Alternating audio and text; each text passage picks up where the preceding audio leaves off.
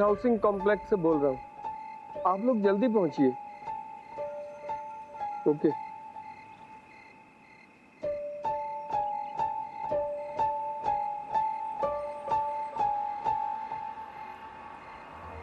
आ रही है पुलिस।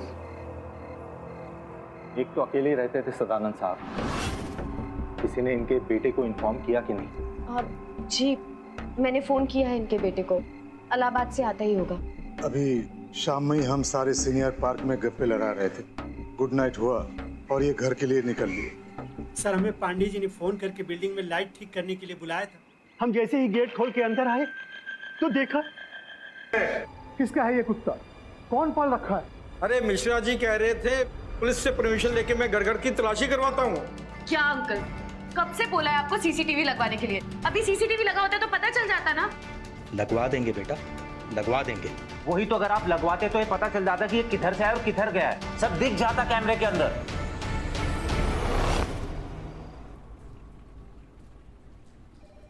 क्यों दिमाग खराब करते मेरा?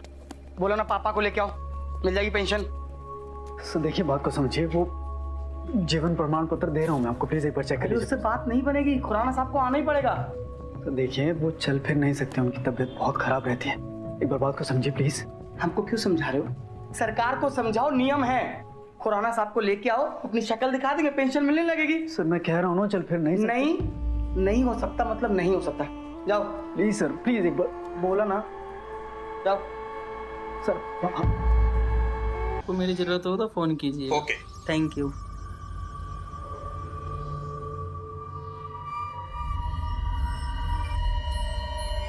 वैसे तो इसमें सब कुछ दिख रहा है सर, अगर आप कहें तो सारे फ्लैट वालों को खबर करवा दें क्या? हाँ अंकल, आप बिल्कुल सही कह रहे हैं, इससे सबकी हिम्मत बढ़ेगी।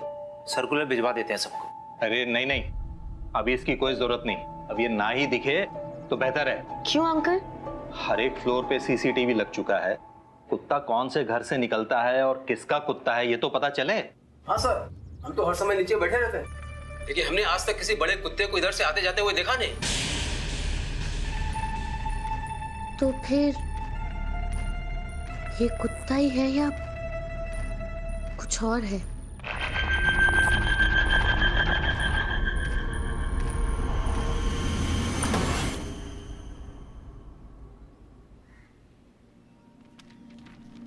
करने के लिए लगा है, पता नहीं। वैसे अपने फ्लोर पे तो किसी के पास नहीं है कुत्ता।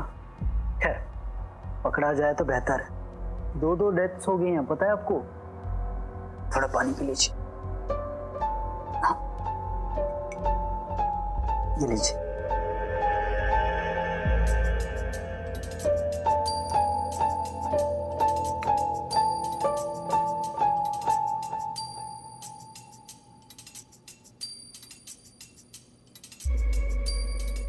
वो कुत्ता जो हमला कर रहा है ना, उसी के लिए लगाया है। इसी बिल्डिंग से होकर आता है वो। एक्चुअली 2 नहीं, 3।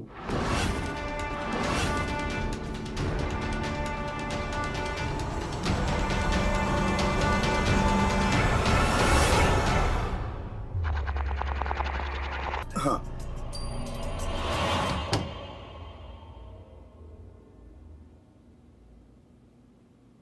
पापा क्या समझते हैं बूढ़े खुसट अपने आप को? रोकने के बावजूद भी अंदर घुसिया चले आए। और सुना आपने घोष अंकल क्या बोल रहे थे कि आप कोमा में हैं। बताओ, आजकल जिसको देखो डॉक्टर बनने का शौक चढ़ा हुआ है। अब पता है क्या करने? कल अपना डॉक्टर लेके आ रहे हैं आपको ठीक करवाने के लिए। अरे पापा कुछ तो नहीं हुआ है ना आपको? आप तो बिल्कुल सही है ना?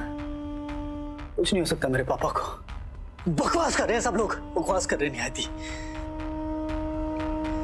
हाँ मैं मानता हूं कि आप चल फिर नहीं सकते, बोल नहीं सकते, लेकिन कुमा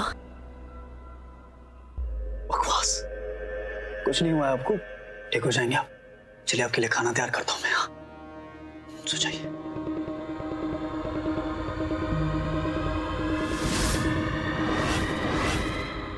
को बिल्कुल अटैक नहीं किया, सामने से निकल गया।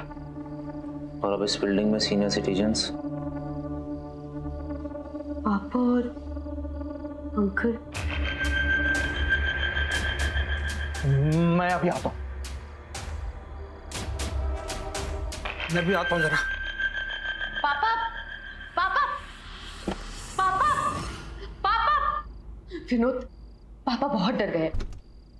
पापा और महेश अंकल पे ही सारा खतरा है। पुलिस तो जो करेगी सो करेगी, हमें कुछ करना चाहिए। मतलब हमें 401 में जाके देखना चाहिए। तुम पागल हो गई हो? कल अंकल लोग गए थे वहां पे, अतुल कुत्ते की तरह भौंक रहा था वहां पे।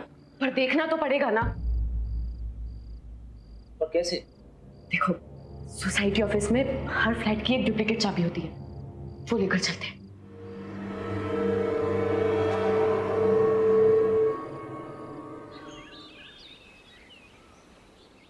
अंकल, मैं रेनू, शास्त्री जी की बेटी। अंकल,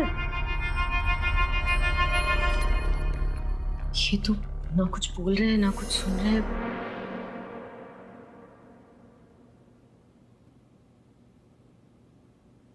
आपकी तबीयत तो ठीक है ना?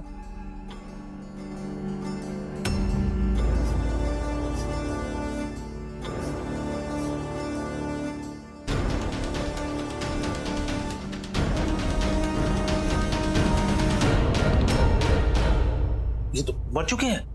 क्या? मतलब अतुल ने अपने पापा की लाश घर में रखी है? ये सब सोसाइटी को बताना होगा, पुलिस को भी इन्फॉर्म करना होगा।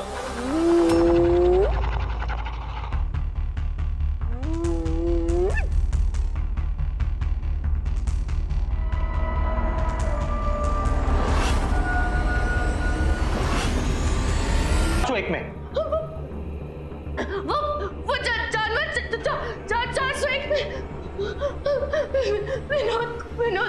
विनोद को मार दिया। क्या? चलो चलो सिक्योरिटी! ये देखिए, ये विनोद विनोद विनोद विनोद विनोद विनोद मेरा यकीन करके विनोद यही था। हम दोनों इस घर में वो जानवर ढूंढने आए थे। अंदर अतुल के पापा की लाश थी। वो देखकर हम यहाँ से निकल ही रहे थे कि एक बड़े से जानवर ने अतुल पे अटैक किया।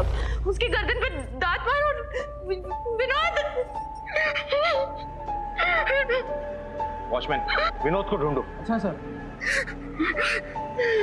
बेटी, हम इधर देखते, आइए।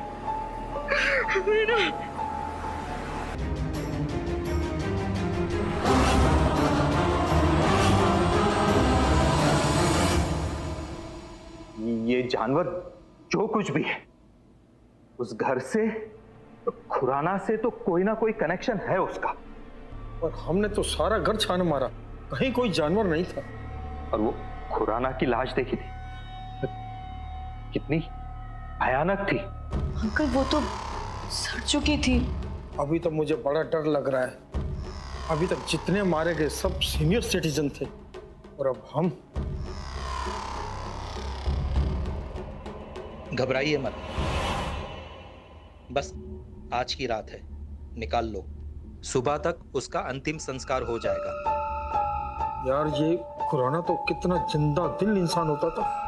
खुराना बड़ा हेल्थ कॉन्शियस था। याद है वो क्या बोलता था? हाँ, उन्होंने भी सोसाइटी को इन्फॉर्म करने की और पुलिस से बात करने की बात की थी जब उन पे अटैक हुआ। सोसाइटी में तो हम दोनों ही सीनियर सिटीजन बचे, हमारा क्या होगा? देखिए, आप लोग ना टेंशन मत लीजिए। हाँ पापा, आप लोग आज रात यहीं रह जाइए। मैं बाहर से लॉक करके फ्रेंड के घर चली जाती हूँ। ठीक है बेटा।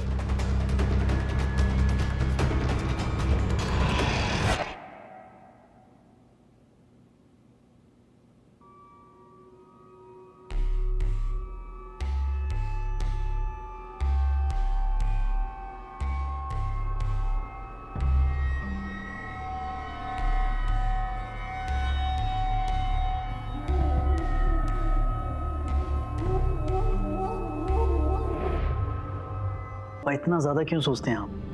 ट्रस्ट में कुछ नहीं होने वाला आपको। आप परफेक्टली फाइन हो ऑलरेडी। वो बात नहीं है अतुल, लोग सीरियस नहीं लेते।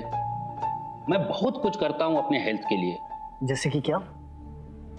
बहुत ज्यादा जीऊंगा, लंबी आयु के लिए सपना है मेरा। ये वटी, ये जिंदा रखेगी मुझको 100 बरस। हकीम की वटी।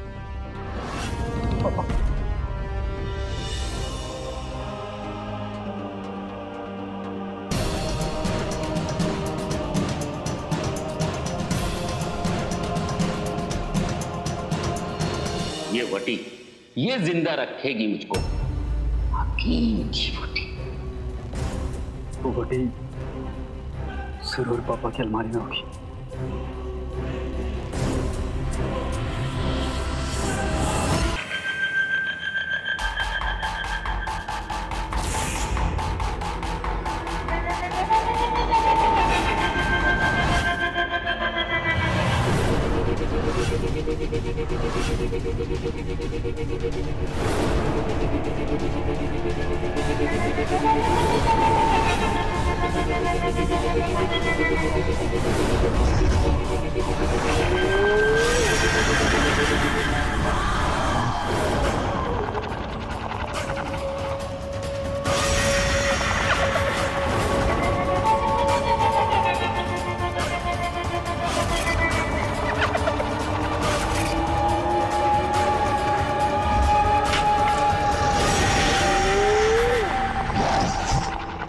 तुम सबके बाद ही जाऊंगा मैं इस दुनिया से, सबसे ज्यादा जीऊंगा।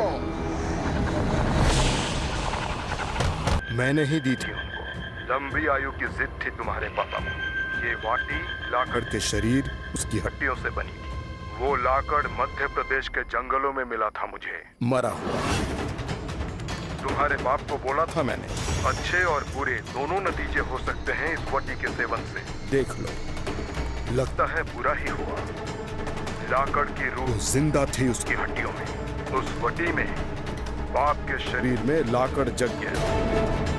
बाप मर गया, लाकड़ जी गया। उसके अरमान पूरे कर रहा है लाकड़। देखिए हकीम साहब, मुझे अभी इसी वक्त कोई नुस्खा बताइए, कोई तरीका बताइए इसे रोकने का। प्लीज मुझे बताइए, यहाँ पे लोगों की हत्याएं हो रही है, प्लीज बताइए मुझे। हेलो हेलो हकीम साहब, हेलो हेलो।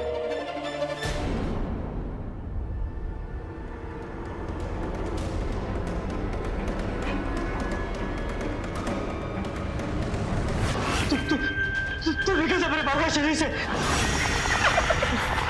मैं तुझे नहीं करने दूंगा।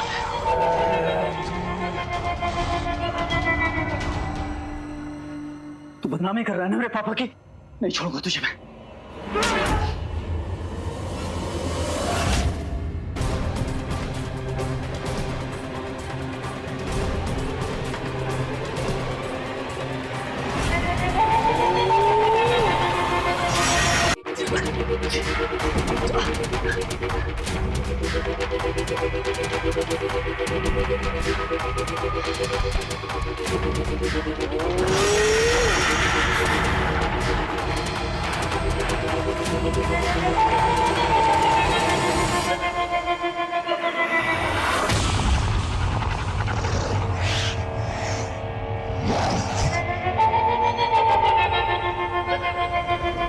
रेनू बिटिया, चलो अंदर जाके देखते हैं।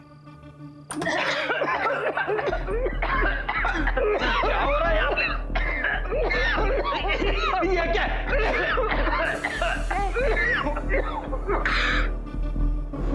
रेनू बिटिया, अतुल का है।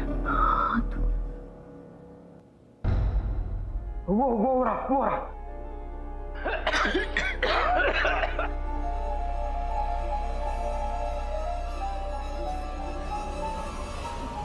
अंकल, ये जिंदा है।